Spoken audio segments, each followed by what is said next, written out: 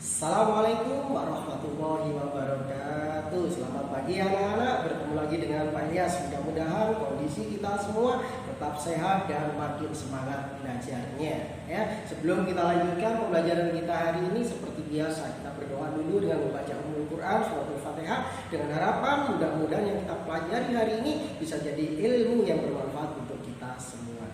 Al-Fatihah.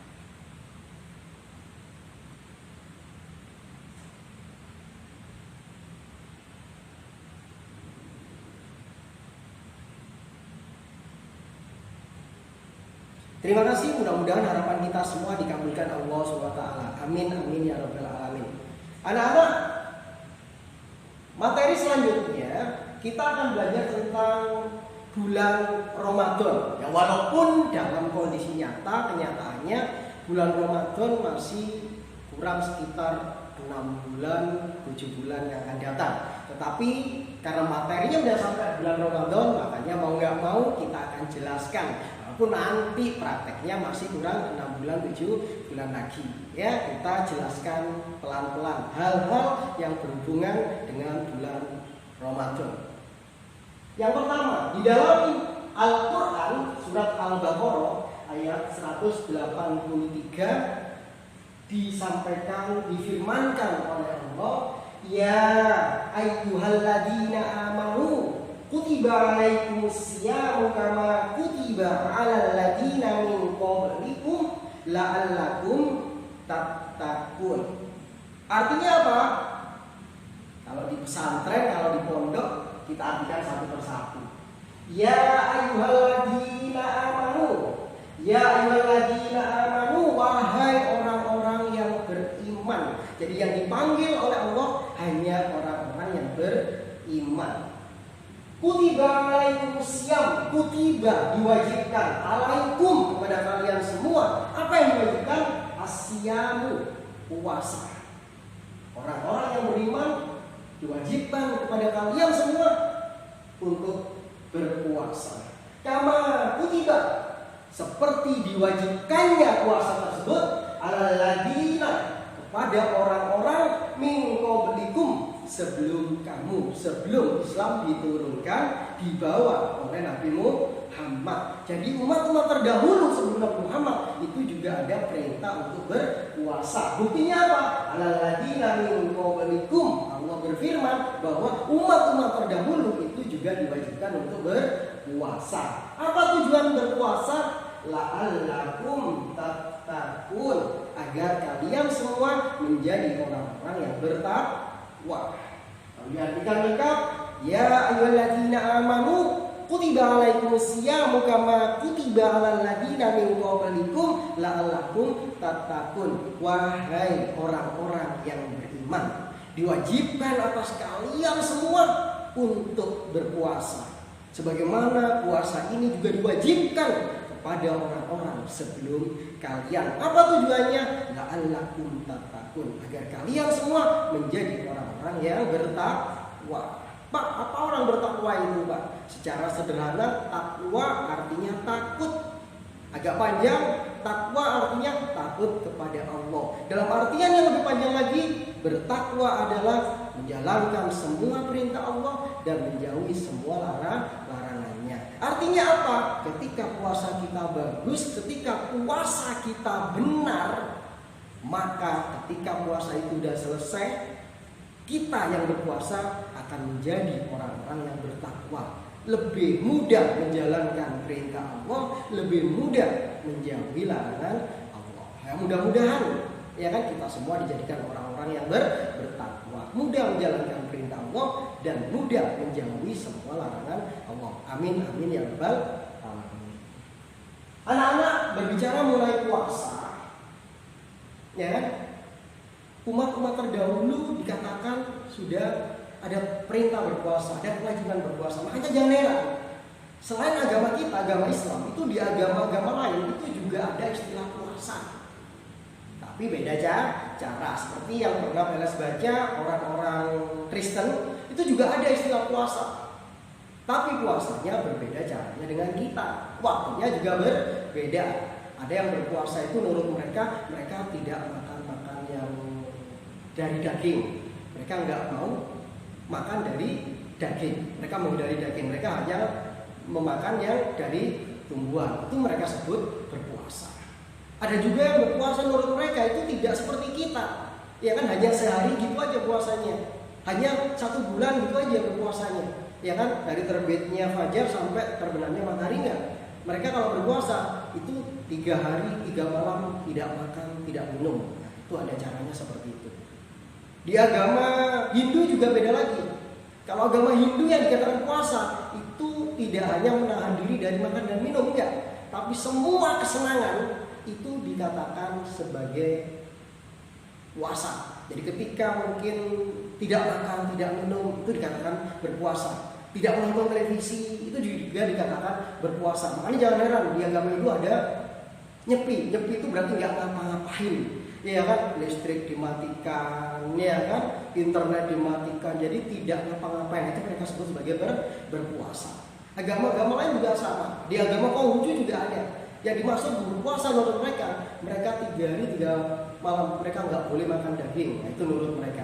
Tapi hari ini kita nggak membahas itu. Ya, minimal kita tahu bahwa di agama lain itu juga ada istilah puasa. Ya.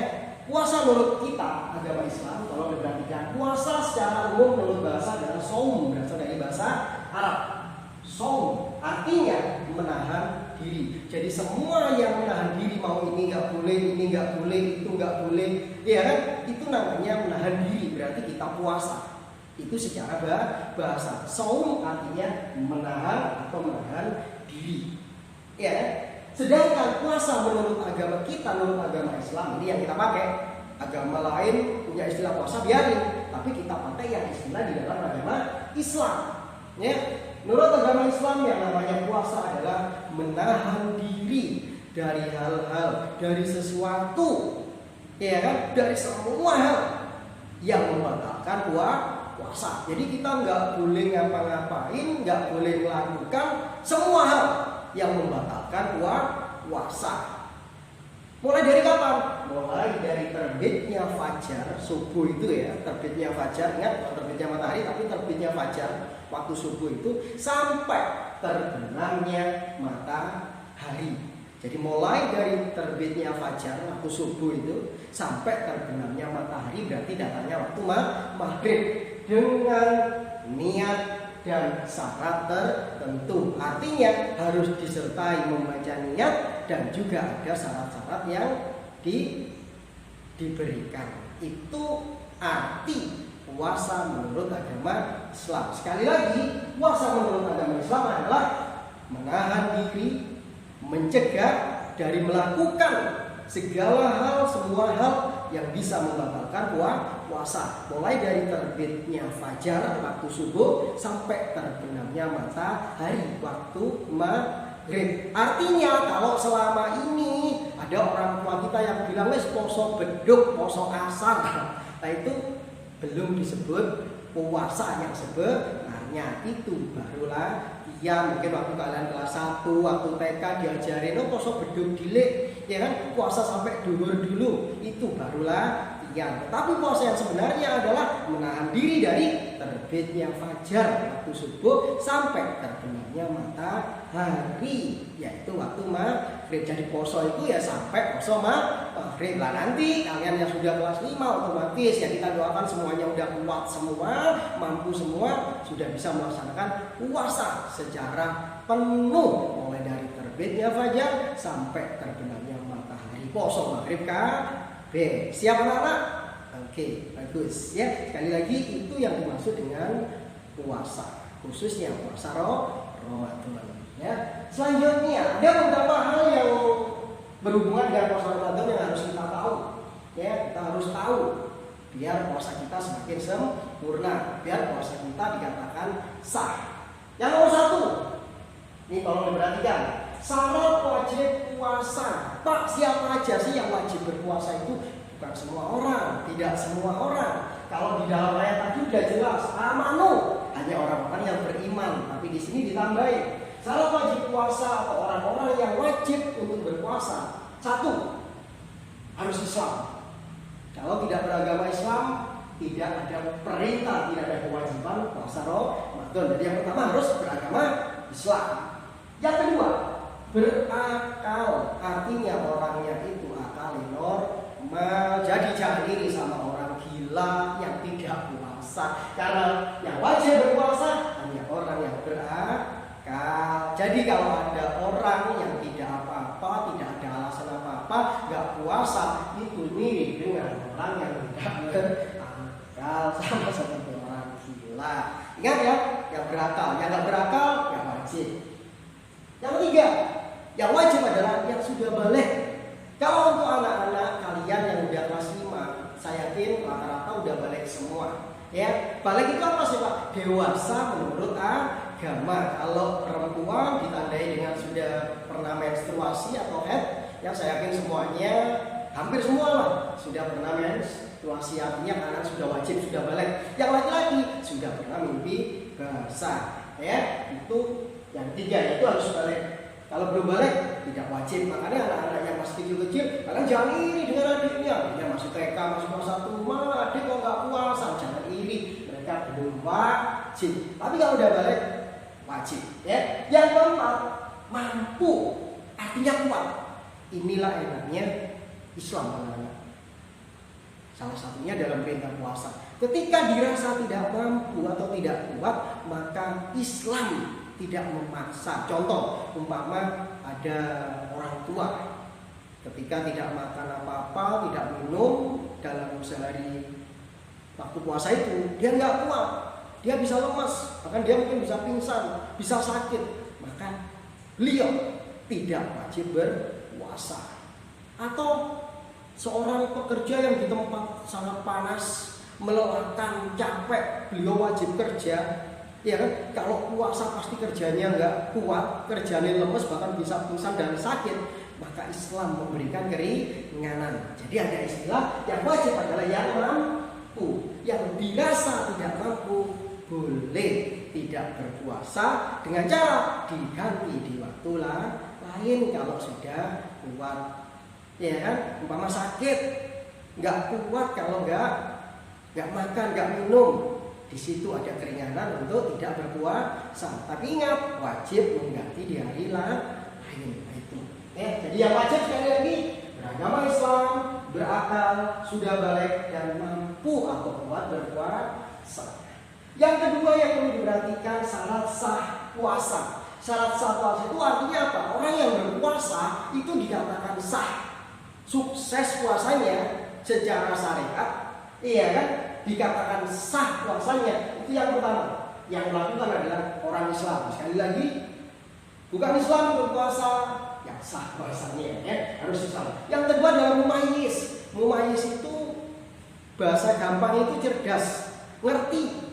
Jadi sudah bisa membedakan ini A, ini B, ini benar, ini salah. Artinya apa? Akalnya normal. Jadi orang yang seperti itu maka sah puasa. Ada orang gila ikut puasa nggak sah, dia harus mumayyiz, harus cerdas, bisa membedakan mana yang baik dan mana yang tidak baik. Ini khusus perempuan dalam kondisi suci, tidak dalam kondisi haid, tidak dalam kondisi nifas. Kalau haid mungkin beberapa anak sudah tahu. Nifas itu apa Pak? Nifas itu darah yang keluar setelah melahirkan. Jadi makanya kadang tidak tulis di sini pakai nifas, suci dari haid.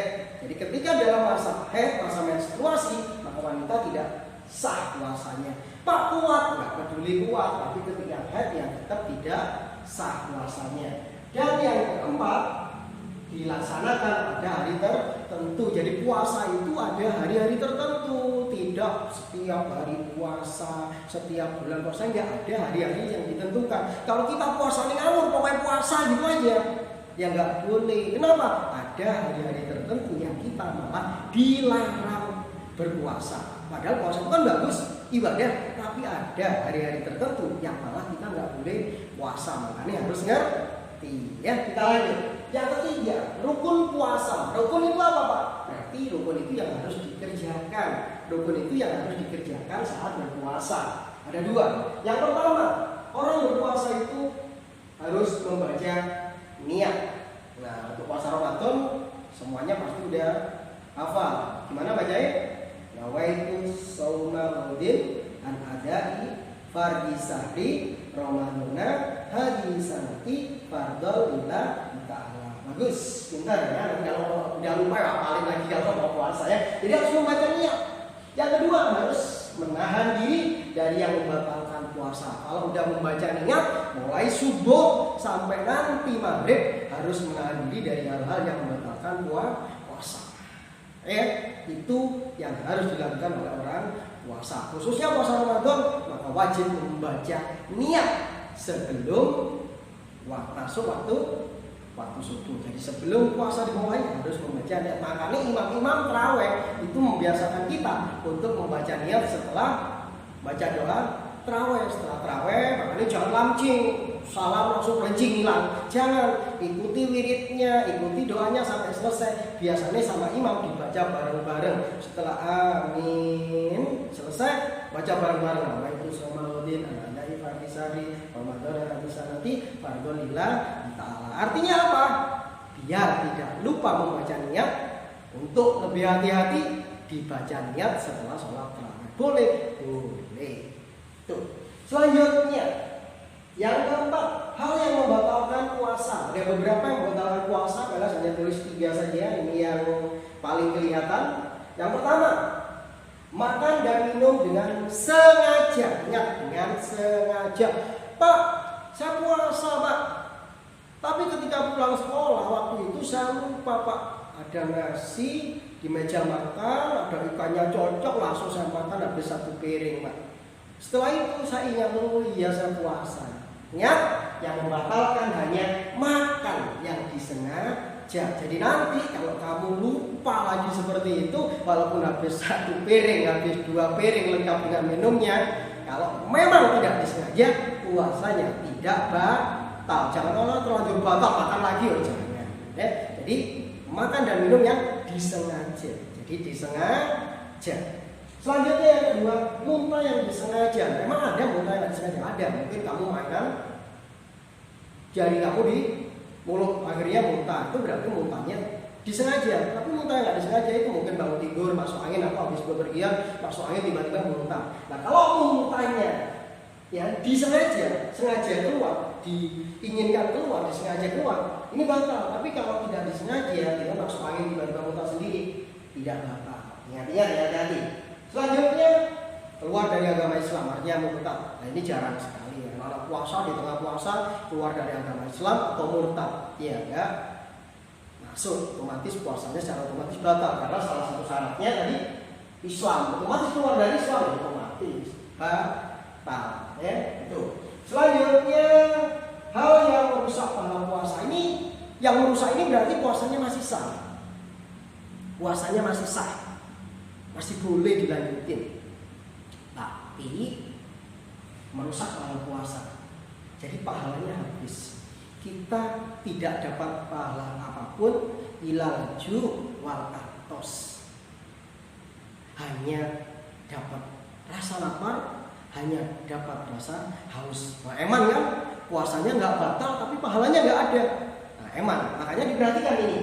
Ya, ini sering sekali dilakukan oleh kid zaman now. Karena apa? Belum ngerti lah. Nanti kalau kalian udah ngerti, oh jangan dilakukan. Ya ini nggak batalkan puasa, tapi menghilangkan pahala puasa. 1, berdusta atau memfitnah. Intinya berkata bohong, berkata tidak jujur, berkhianat, tidak amanah. Itu puasanya nggak batal, tapi pahalanya hilang, pahalanya habis. Ya. Yang kedua, melakukan perbuatan tercela. Apa contohnya? Yang bisa mencuri, ya kan? Bisa mungkin bertengkar, menyakiti teman, menyakiti orang tua.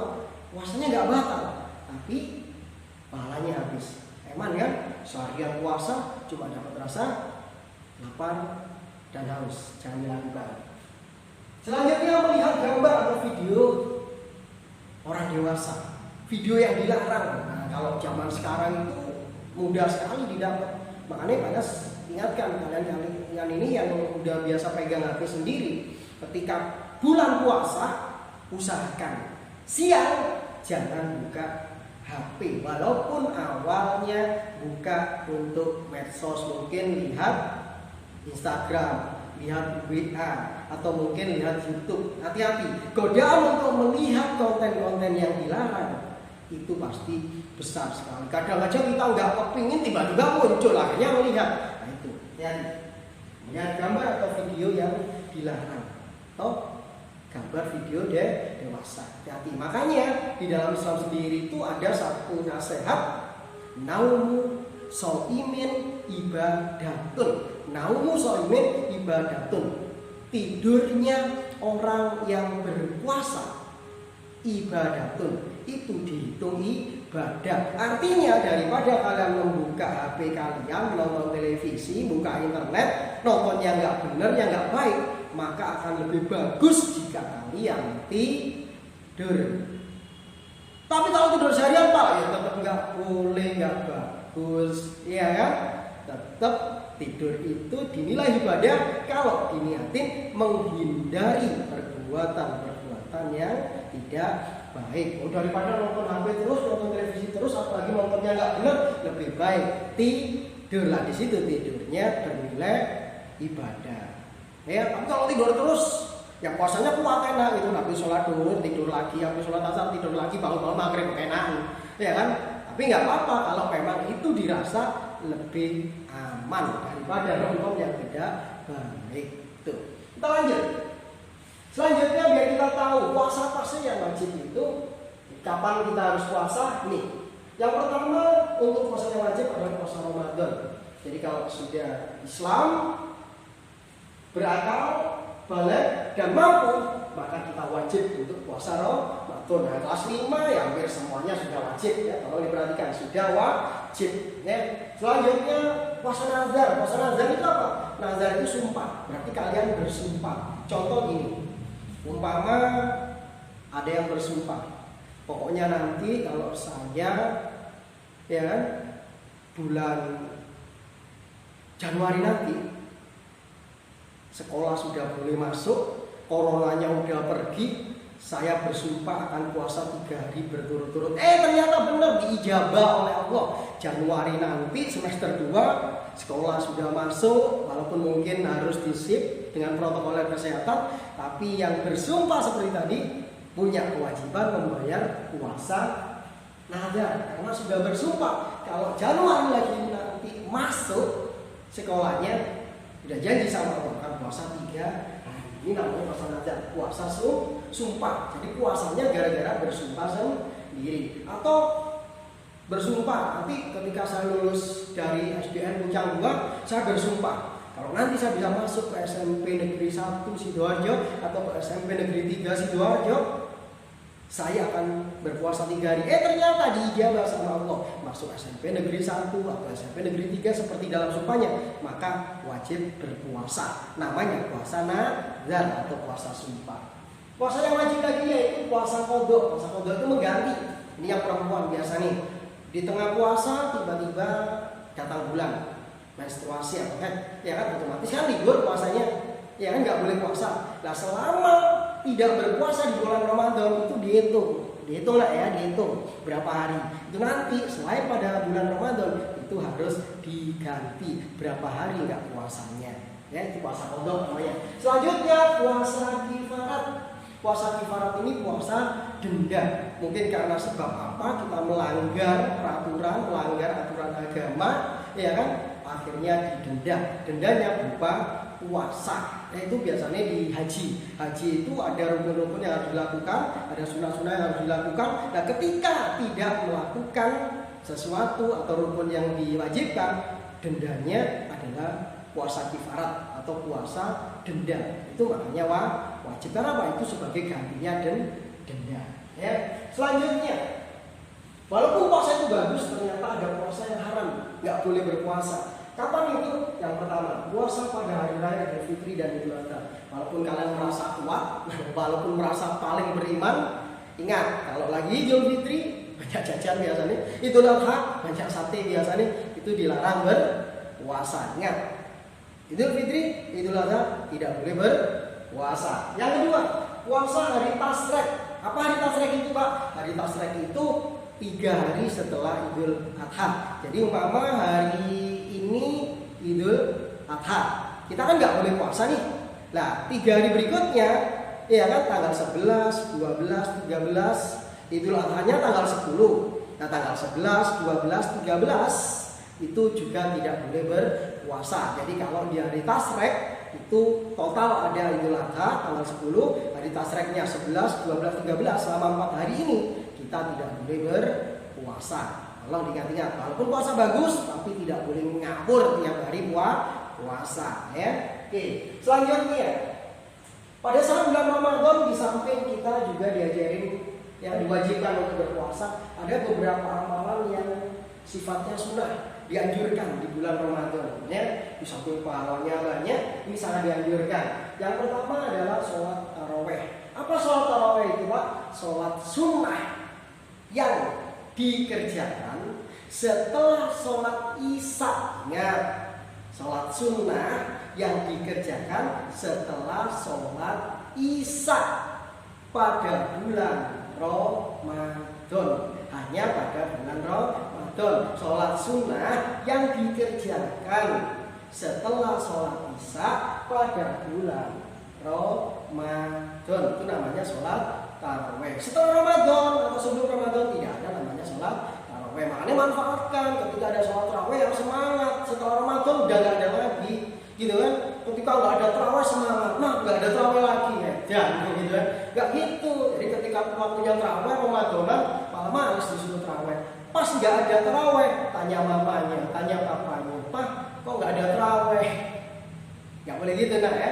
Harus dimanfaatkan taraweh ini ya. Sholat taraweh macam-macam jumlahnya ya, jadi nggak usah diperdebatkan ya. Kita yang diajarin kalau mau sholat taraweh 8 rakaat boleh ditambah 3 rakaat sholat witir, biasanya dihitung 11, atau ikut di masjid di musola yang sholatnya 20 rakaat ditambah witir 3 rakaat jadi 23 rakaat totalnya ya. Jadi sholat tarawih itu ada yang 8 rakaat, ada yang 20 rakaat. Pak, yang bagus yang mana? Semuanya bagus. Yang nggak bagus yang nggak sholat tarawih. Ingat-ingat ya. Selanjutnya yang juga bagus dilaksanakan pada bulan Ramadan adalah tadarus Al-Quran. Tadarus artinya deres, belajar ya, belajar Al-Quran, membaca Al-Quran. Makanya jangan heran kalau lagi puasa itu biasanya habis subuh, habis sholat itu ya, terutama habis tarawih itu biasanya di masjid di musola ada ngaji bersama, ada tadarus bersama ya, membaca Al-Quran. Di samping manfaatnya kita bacanya jadi lebih lancar dengan berkumpul dengan beberapa teman, kita juga menjalin silaturahmi, di samping dapat pahala juga ya. Selanjutnya yang sangat bagus lagi itu adalah sedekah, bersedekah. Di hari biasa saja sedekah pahalanya udah luar biasa. Pada saat bulan Ramadan malah lebih dilipatkan ya. Tolong diperhatikan. Itu beberapa amalan yang sangat bagus di bulan Ramadan. Nah, manfaat dan hikmah bulan puasa atau puasa Ramadan itu apa aja? Khususnya puasa Ramadan ya. Kita ngomongkan puasa Ramadan, walaupun juga ada puasa yang lain. Apa manfaat dan hikmah puasa? Yang pertama, melatih kejujuran. Nah, puasa itu nggak ada yang tahu kita puasa atau nggak ada yang tahu. Kita ngaku puasa ke semua orang ya bisa aja. Mama sekolah ditanya temannya, kamu puasa? Iya puasa. Ya percaya aja temannya, kamu nggak makan, kamu nggak minum. Ya kan? Tapi ketika di rumah nggak tahu. Makanya puasa itu melatih kejujuran. Ya, tantangannya seperti apa? Contohnya seperti ini. Umpama kamu pulang sekolah nih, pulang ketika normal ya, nggak ada corona kayak gini normal, pulang sekolah jam 1, jam 2, puasa kan lemes, mau makan, mau minum macam-macam. Ketika pulang di rumah nggak ada orang, sepi. Ternyata di meja makan itu banyak makanan yang tersedia, menunya cocok sama kamu. Buka kulkas isinya buah-buahan lengkap, ada jus, ada minuman yang menyegarkan. Di situ ada tantangan kejujuranmu. Mau puasa terus atau kamu minum sedikit atau makan sedikit, kan nggak ada yang lihat.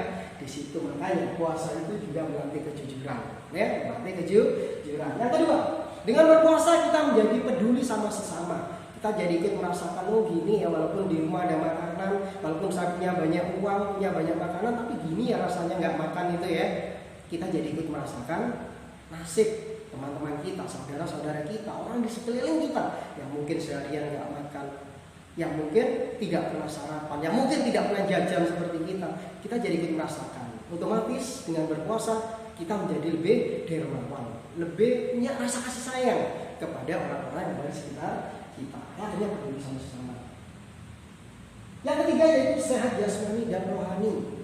Sumu tasihu, nasihat Nabi, sumu tasihu, berpuasalah kalian semua, tasihu, maka kalian akan sehat. Hampir semua penyakit di dalam tubuh kita itu bersumber dari makanan, bersumber dari minuman. Makanya ada perintah sumu tasihu, berpuasalah, jangan banyak-banyak makan, jangan banyak-banyak minum, aturlah makanmu, aturlah minummu, tasihu, maka kalian sehat. Artinya orang berpuasa salah satu manfaatnya adalah bisa sehat jasmani, sehat rohani. Jangan malah dijadikan alasan, wah Pak saya puasa, mas, mak lagi puasa, ngajinya libur dulu ya, mas. Jangan gitu. Sumu tasihu, berpuasalah, maka kalian akan sehat. Nah itu. Yang terakhir, puasa itu juga melatih kesabaran. Udah jam berapa? Baru jam 2, malam banget jamnya. Dilihat lagi baru asar gitu kan.